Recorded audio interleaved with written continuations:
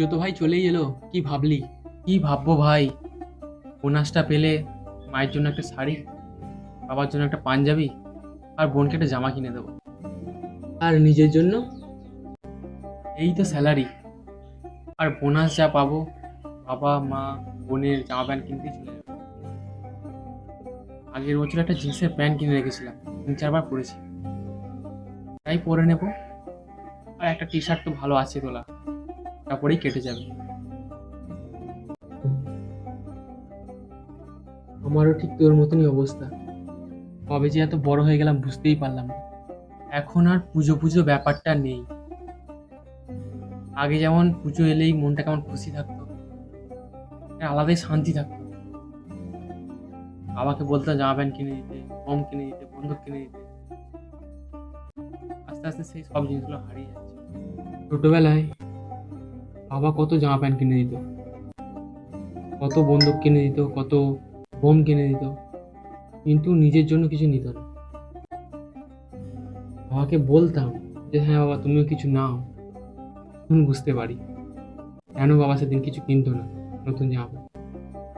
একবার যদি ছোটবেলাটাকে ছুঁয়ে দেখতে পারতাম, কিংবা এমন হতো যদি আবার ছোটবেলায় ফিরে যাওয়া যেত, আমি তো ছোটবেলা থেকে বড়বেলায় আর আসতাম না।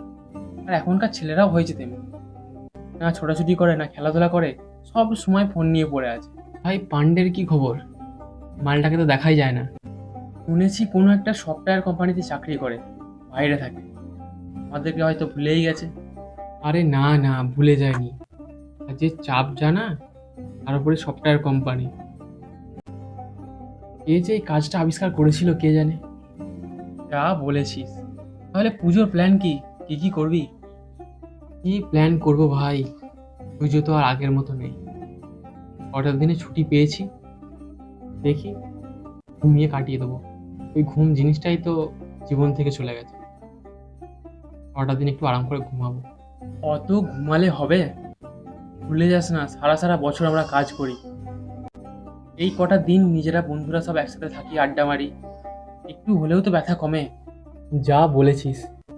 আচ্ছা ভাই এবার উঠি, বাবাকে নিয়ে ডাক্তারখানায় যেতে হবে, বাবার শরীরটা কদিন ধরে ভালো নেই।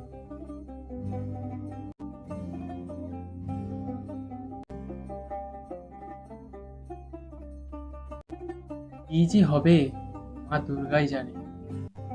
মা সকলকে ভালো রেখো, আর হ্যাঁ তোমরাও ভালো থেকো।